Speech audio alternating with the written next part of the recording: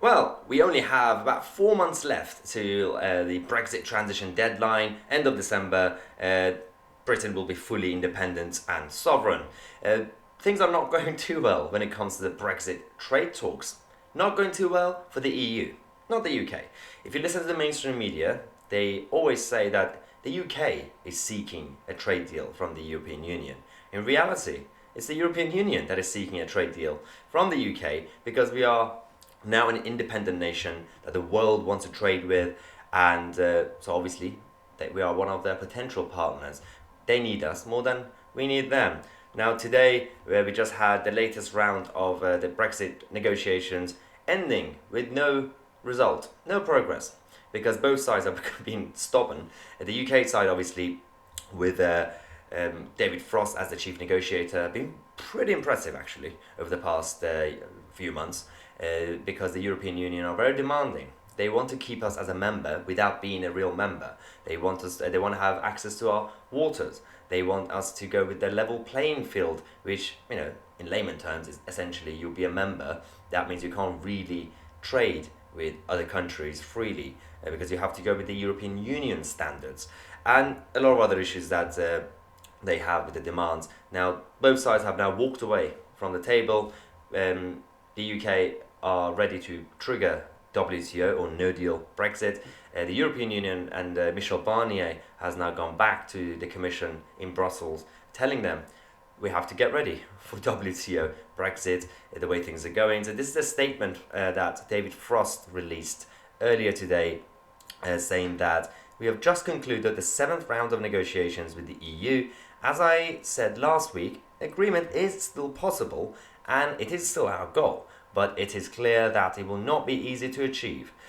He's right. So, I mean, it goes on, and he's mentioned it a couple of times in his speeches that say, a deal is possible only if we give up our sovereignty, which is in a diplomatic way of saying that, well, if we agree to this is not going to be a real Brexit. He said that we have had useful discussions this week, but there has been little progress. The EU is still insisting not only that we must accept continuity with the EU state aid and fisheries policy, but also that this must be agreed before any further substantive work can be done in any other area of the negotiation.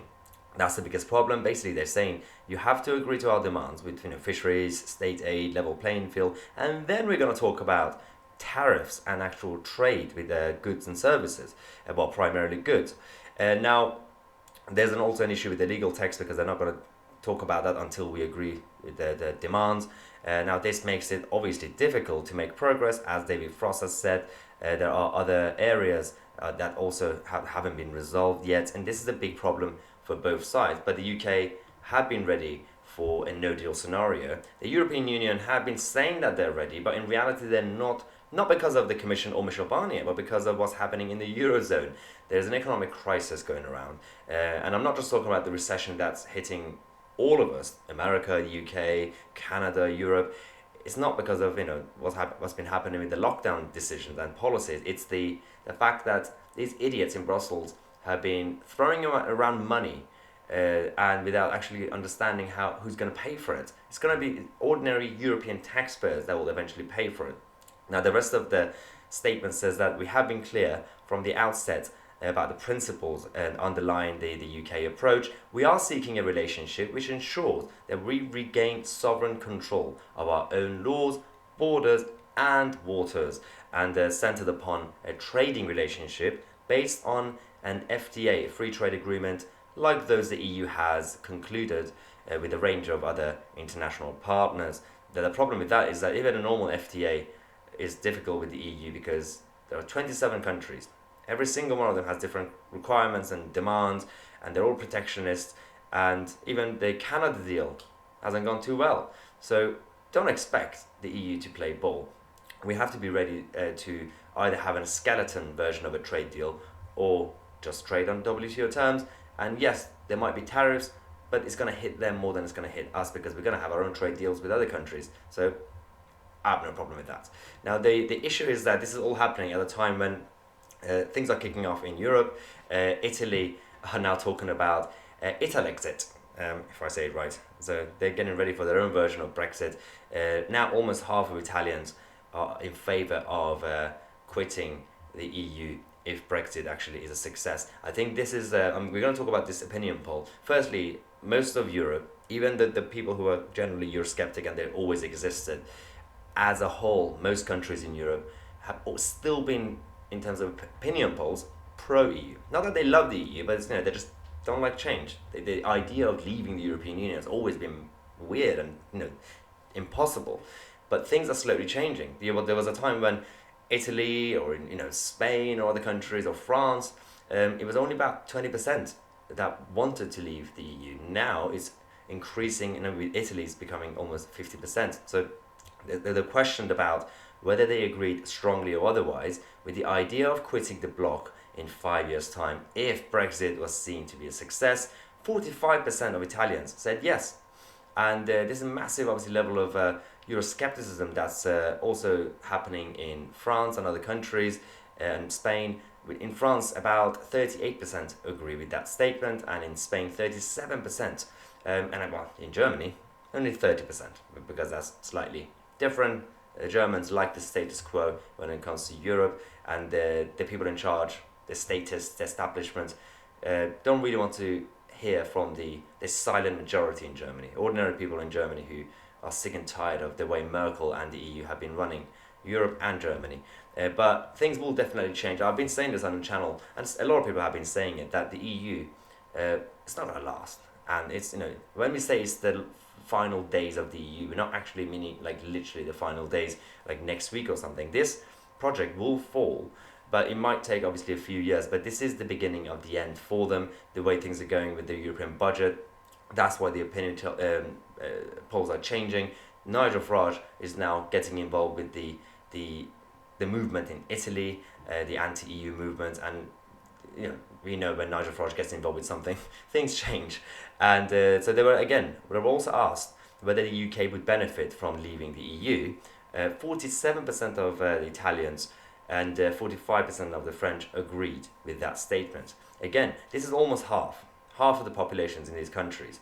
Whereas the media, the mainstream media, would like you to believe that when you go to these countries on a holiday, when you talk to ordinary Italians or French or Spanish, they're all pro-European and EU, and they love the project, and they hate the Brits for having Brexit. That's not true, because that almost half of them are on our side. They are pro-democracy, they are pro-sovereignty, they are pro-self-determination and common sense. So that's the reality that in terms of what's happening, and there's no surprise. Look at the economic situation in the Eurozone and the growth rate. Germany is going down because of the way they've been managing their economy and with their aging population and everything else. Italy is not doing too well. Spain is now eventually kind of coming back. There's a massive problem when you look at the entire Eurozone, and at the time it was about 0.20% that they had the growth overall recently. And I can assure you, the next report that comes out in the next quarter, the whole thing's going to go down. The whole thing's going to collapse, and someone has to save it, and it's going to be the ordinary taxpayers in Europe. So we know that the populist Italian senator, they keep saying populist for some reason, obviously started this Italexit recently, and he had a meeting with Nigel Farage, and Nigel Farage is now supporting him. He said that we can no longer be blackmailed by countries that offered the great prestige of Italy. Is right, and there's offended the prestige.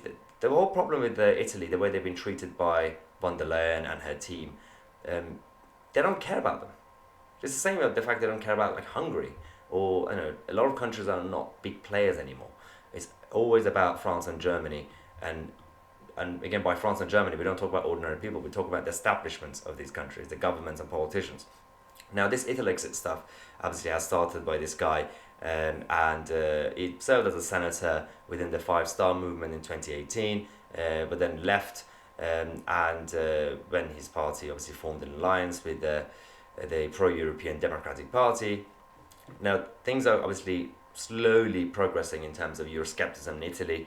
I went to Verona a few months ago, just before the lockdown, and here was me thinking, well, this is not a place like your typical south of Italy place. It was still kind of metropolitan-ish, but everybody I spoke to was sick and tired of the EU, and they weren't happy about the fact that the Italian authorities still fly the EU flag outside their building. They find it offensive. Just like in France, there are more EU flags flying outside public buildings, than the actual French flag. I mean, thank God we actually never had this problem in the UK with our public buildings. It's mostly always been Union flag instead of having the EU flag. But this is the whole situation with the EU, and she's responsible. This woman, Ursula von der Leyen, who's the head of the European Commission, ever since she's taken control of that area. It's funny because before her we had Juncker, who was a bit of a clown, but in hindsight, he was slightly more competent than her. How embarrassing. She wasn't great when she was serving on Angela Merkel's cabinet in Germany. She was incompetent. That's why she got this job. If you're incompetent in your country, you will definitely get a job within the European Union and the bureaucrats and their machine. So I just want to give you an update on this whole situation, because the Brexit negotiations are obviously still ongoing, but both sides have now walked away because they've realised there's no progress. You've got 4 months left, but in reality about a couple of months until both sides have to actually, one of them needs to give in. And I don't think it's going to be the UK. A lot of people are very skeptical. I see it in the comment section, I see it on Twitter. It's good to be skeptical. As I always say, question everything and everyone. Don't take it for granted. And yes, especially with this government, they've been quite bad at other areas, but with Brexit, they've been pretty good. So I have no guarantee that they're going to stay strong and stable. But I think David Frost, I have confidence in him. So unless Michel Barnier decides to compromise, we have to, as David Frost said, we have to prepare for no deal Brexit or WTO Brexit, and good. Then you're going to have the EU coming back and beg to get a proper trade deal. Thanks for watching. If you enjoy the content, make sure to subscribe to the channel and support the channel by becoming a member. Check out the link in the description, youtube.com/mytc/join, because you don't get any of this in the mainstream media, but it's fine because we are the media now. Thanks again for watching. I'll have a quick update for you guys this weekend, because next week we are making a lot of changes on this channel. We're going to have a proper schedule every day with different segments and different shows. Hopefully you guys will like it and support it. Thanks again for watching. I'm MyTC. I'll see you guys in the next video.